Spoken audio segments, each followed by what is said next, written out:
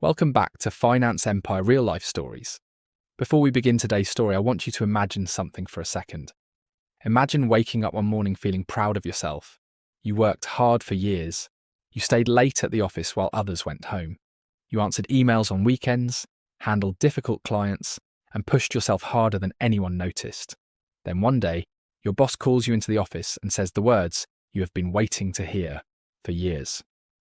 You got the promotion. At first, it feels incredible. Your heart races with excitement. You call your family. Your friends congratulate you. People at work suddenly treat you differently. For one brief moment, you feel successful.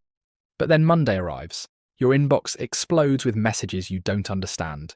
People start asking questions you don't know how to answer. Deadlines appear out of nowhere. Meetings fill your calendar from morning until evening. And slowly, a terrifying thought begins to grow inside your mind. What if they made a mistake promoting me? Today's story is about pressure, fear, growth, and the silent battle many people fight after success finally arrives. Because sometimes getting promoted is not the hardest part. The hardest part is surviving after it happens. As always, listen carefully to the English phrases and workplace vocabulary used throughout this story. You'll hear natural expressions about stress, confidence, leadership, office politics, teamwork, and resilience that people use in real life every single day. And trust me, if you've ever felt overwhelmed, unprepared, or afraid of failing, this story will feel very real. So grab your coffee, relax, and let's begin. The first week after the promotion felt like being dropped into the middle of a storm without an umbrella.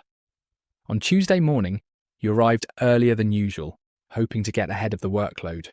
The office was quiet. Only the cleaning staff and a few early employees had arrived. For a moment, you enjoyed the silence. You placed your coffee beside your keyboard, opened your laptop, and told yourself today would be different. Today I'm going to stay organised. Today I'll finally catch up. Then your inbox loaded. 73 unread emails. Your stomach tightened instantly. Some messages were marked urgent. Others were requests from clients. A few were from your manager, asking for updates you hadn't even started yet. You rubbed your forehead and whispered quietly, "Okay, one thing at a time." But the problem with pressure is that it rarely arrives one thing at a time. Before you could answer your first email, your phone rang. A client wanted immediate revisions on a presentation. While speaking to them, another employee stopped by your desk asking if you had reviewed the quarterly budget numbers. Then your calendar notification appeared. Meeting in 10 minutes. Mandatory attendance. Your coffee was already cold. Inside the conference room, everyone seemed confident and calm except you. People spoke quickly using business terms you barely understood. Revenue projections. Performance metrics. Operational strategy. Client retention. You wrote everything down frantically, pretending to understand while secretly hoping nobody would ask for your opinion. Then suddenly your manager looked directly at you. "What's your recommendation?" Your heart nearly stopped.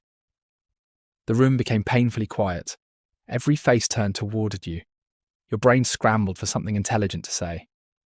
"Well," you began slowly, trying to sound calm. "I think we should probably focus on improving communication with the client before making any major adjustments." You weren't even sure if that answer made sense. But surprisingly, several people nodded. One coworker even said, "That's actually a good point." You blinked in surprise. For the first time all week, you realised something important. Maybe confidence wasn't about knowing everything. Maybe it was about staying calm long enough to think. But that small moment of relief didn't last very long. By Wednesday afternoon, the pressure returned harder than ever. Your manager assigned you a major project with a tight deadline. A project your predecessor used to handle, alone after years of experience. As they explained the details, you felt your confidence slowly disappearing again. There were spreadsheets connected to databases, budgets connected to forecasts, reports connected to departments you had never even worked with before. Halfway through the explanation, your mind stopped absorbing information completely. You smiled and nodded anyway. Inside, panic was screaming. That evening, long after most employees had gone home, you remained alone at your desk staring at the glowing computer screen. The office looked completely different at night. Quiet, empty, cold. You watched city lights flicker through the windows while exhaustion settled deep into your body. You opened one spreadsheet after another, trying to understand the project, but every file only created more confusion. Finally, frustration boiled over. You pushed your chair back aggressively and covered your face with your hands. "I can't do this," you whispered. "I'm not qualified for this job." For several minutes, you just sat there in silence, listening to the hum of the office air conditioner. Then something unexpected happened. A voice behind you said softly, "You know, everyone feels that way at first."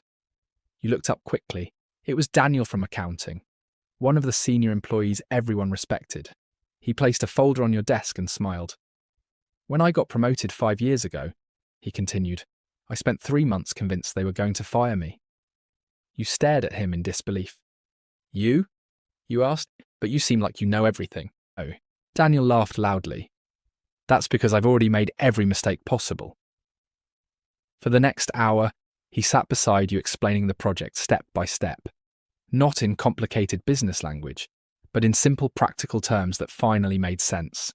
He showed you shortcuts, explained priorities, taught you which mistakes actually mattered and which ones didn't. And before leaving, he said something you would never forget. Being promoted doesn't mean you suddenly know everything. It means someone believes you're capable of learning. That sentence stayed in your mind the entire drive home. The next morning, you approached work differently. Instead of pretending to understand everything, you started asking smarter questions. Instead of trying to complete every task perfectly, you focused on completing them correctly. Instead of hiding your uncertainty, you accepted that learning was part of the process. Slowly, things began changing. You created systems to stay organized. You used sticky notes, checklists, color-coded calendars. You arrived 30 minutes early each day just to mentally prepare before the chaos started. And little by little, the impossible workload became manageable. Not easy, but manageable. Then came the moment that truly tested you. 2 weeks later, your manager announced an important client presentation. "You'll be leading it," they said confidently. Your stomach dropped immediately. Public speaking already terrified you.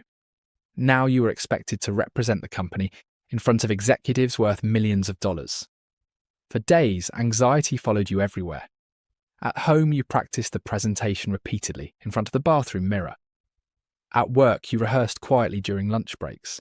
You rewrote slides over and over, trying to make everything perfect. The night before the presentation, you barely slept. Your mind kept imagining disaster.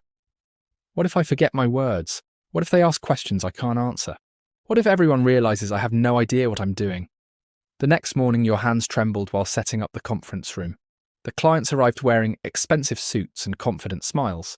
Your manager introduced you proudly, and suddenly, it was your turn to speak. For one terrifying second, your mind went blank. Then you remembered Daniel's words. They believe you're capable of learning. You took a slow breath, looked at the audience, and began. At first, your voice shook slightly, but sentence by sentence, your confidence grew stronger. You explained the data clearly, answered questions thoughtfully, and when you didn't know an answer, you admitted it honestly instead of panicking. Something incredible happened. The clients respected that honesty. By the end of the meeting, they were smiling, shaking your hand, and complimenting your presentation skills. After everyone left, your manager approached quietly. "You handled that really well," they said. For the first time since the promotion, you actually believed it. That evening, while riding the elevator down to the parking garage, you realized how much had changed in only a few weeks. The fear was still there sometimes. The stress hadn't disappeared completely. There were still difficult days, but now instead of feeling crushed by responsibility, you felt challenged by it. And there's a huge difference between those two feelings, because being overwhelmed makes you want to quit, but being challenged makes you want to grow. Weeks turned into months. Eventually, newer employees started coming to you for advice. At first, it felt strange hearing someone ask, "Can you help me with this?" You almost laughed thinking about how lost you had been at the beginning. But then you realized something powerful. Growth happens so slowly that sometimes you don't notice it until someone else points it out. One afternoon, a nervous young employee sat beside you looking completely overwhelmed. "I don't think I'm good enough for this role," they admitted quietly. And suddenly you saw yourself from a few months earlier. You smiled gently and said the same words Daniel once told you. being here doesn't mean you already know everything. It means someone believes you're capable of learning. The employee smiled with visible relief, and in that moment, you understood the real meaning of leadership. Leadership wasn't about pretending to be perfect. It wasn't about never struggling. It wasn't about knowing all the answers. Real leadership was about staying calm during uncertainty and helping others grow through theirs. Looking back now, you realize the promotion had never really been about a better title or higher paycheck. It was about transformation. The overwhelmed employee who doubted every decision was slowly becoming someone stronger, more patient, more confident, more resilient. And maybe that's how growth always works in life. Not through comfort, but through pressure. Not through certainty, but through learning how to survive uncertainty. Because sometimes the moments that make us feel the most unqualified are actually the moments shaping us into the person we're meant to become. And maybe you're listening to this story right now, feeling exactly the same way. Maybe you feel overwhelmed in your job.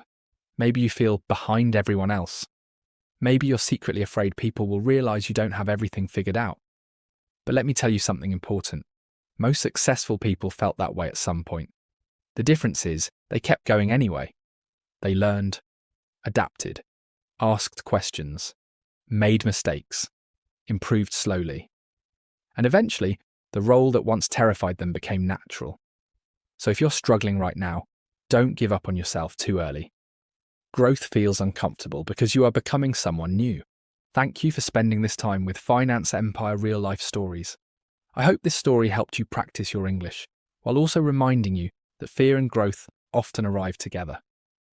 If you enjoyed this story, leave a comment below and tell me about a time you felt completely unprepared for something important. I read your comments every day, and your stories inspire future videos like this one. And don't forget, in the next story, we'll explore what happens when a loyal employee discovers the company they trusted has been secretly preparing to replace them. That story is emotional, intense, and painfully realistic. So subscribe, keep practicing your English, and I'll see you in the next real-life story. The following month brought a challenge you never expected. Just when you finally started feeling comfortable in your new role, the company announced major restructuring. Rumours spread through the office like wildfire. Departments might merge, budgets could be cut. Some employees might lose their jobs. Suddenly, the office atmosphere changed completely. The friendly conversations near the coffee machine disappeared. People lowered their voices during meetings. Co-workers, who once joked together, now looked nervous and distracted. You could feel fear everywhere. One morning, while walking toward your desk, you overheard two employees whispering in the hallway. "I heard management is watching performance closely. They'll probably keep the strongest employees." Those words stayed in your head all day. Even though you had started gaining confidence, insecurity returned almost instantly. What if I'm still the weakest person here? What if the promotion made me more visible during layoffs? What if one mistake destroys everything? The pressure became intense again. People started competing instead of collaborating. Co-workers protected information instead of sharing it.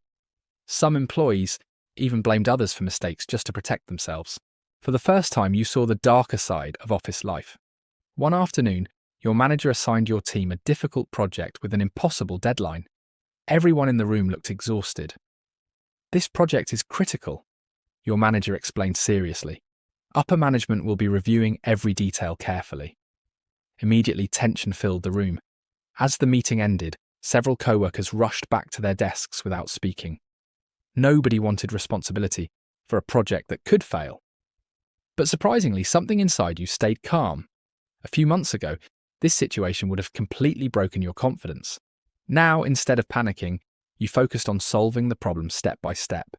You gathered the team together in a small conference room. "Listen," you said carefully. "I know everyone's stressed right now, but if we start turning against each other, this project will fail before we even begin."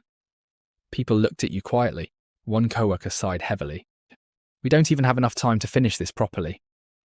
"Maybe not perfectly," you admitted honestly, "but we can still finish it well if we work together." For a moment, nobody responded. Then slowly, people started offering ideas. One employee volunteered to organize client communication. Another handled data reports. Someone else managed scheduling. Without realizing it, you had stepped into a leadership role naturally. Not because you were the smartest person in the room, but because you stayed calm when everyone else was overwhelmed. Over the next several days, the team worked non-stop. Late nights became normal. Coffee cups covered every desk. People looked exhausted, but something unexpected happened during the chaos. The team began trusting each other again. You checked on overwhelmed co-workers. Others helped when your workload became too heavy. People shared advice, corrected mistakes together, and supported one another instead of competing. One night around 9 p.m., while reviewing reports with your teammate Rachel, she suddenly looked at you and smiled tiredly. "You know," she said, "when you first got promoted, I honestly thought you were going to quit within a week." You laughed loudly. "To be fair," you replied, "I thought that too." Both of you laughed harder than the joke deserved, mostly because exhaustion had removed everyone's ability to act professional anymore. But then Rachel said something serious. "You've changed a lot, though." Her words caught your attention immediately. "At first you were terrified of making mistakes," she continued. "Now you actually help other people stay calm." You sat quietly for a second, thinking about how true that was. Fear still existed inside you sometimes, but it no longer controlled every decision. That realization felt powerful. The final presentation for the project arrived sooner than expected. Senior executives filled the conference room. The atmosphere was intimidating. Months earlier, a room like this would have made your hands shake uncontrollably. Now, although nervous, you felt prepared. Your team presented the project together smoothly. When technical issues appeared unexpectedly halfway through, you adapted calmly instead of freezing. And when difficult questions came from executives, you answered honestly and professionally. At the end of the meeting, one executive leaned back in his chair and nodded approvingly. "Excellent recovery under pressure," he said. "That's the kind of leadership we need in this company." Leadership. Hearing that word directed at you felt surreal. Not long ago, you could barely survive a basic meeting without panicking internally. Now executives were complimenting your leadership abilities. After the presentation ended, your manager stopped you near the elevator. "I knew promoting you was the right decision," they said. For a moment you didn't know how to respond. Because the truth was, for months, you had secretly believed the opposite. That night, while driving home through quiet city streets, you reflected on everything that had happened since the promotion. The anxiety, the sleepless nights, the self-doubt, the mistakes, the fear of failure. At the beginning you thought confidence meant never feeling afraid, but now you understood something completely different. Confidence is moving forward despite fear. It's asking questions when you feel embarrassed. It's admitting mistakes instead of hiding them. It's learning publicly instead of pretending privately. Most importantly, confidence is understanding that growth takes time. Nobody becomes an expert overnight. Nobody walks into a leadership role already knowing everything. Real growth happens slowly, awkwardly, painfully sometimes. But if you keep learning, eventually the things that once terrified you become normal. A few weeks later, the company officially announced the restructuring results. Several departments changed, but your team remained intact. Even more surprising, your manager recommended you for a leadership development program designed for future senior managers. When you received the email confirmation, you stared at the screen silently for several seconds. Months ago, you were afraid of being fired. Now the company was investing in your future leadership. The difference felt unbelievable. That afternoon during lunch break, a newer employee approached your desk nervously. "Can I ask you something?" they said quietly. "Of course," you replied. They hesitated awkwardly before speaking again. "How did you stop feeling overwhelmed after your promotion?" You smiled immediately because the question felt so familiar. Honestly, you wanted to tell them the perfect answer, something inspiring and wise, but instead you told the truth. "I didn't stop feeling overwhelmed right away," you admitted. "I just stopped letting it convince me to quit." The employee nodded slowly, then you added something even more important. "Everyone feels unqualified sometimes. The people who succeed aren't always the smartest people. Usually, they're the people willing to keep learning longer than everyone else." The employee smiled with visible relief, and suddenly you realized how far you had truly come.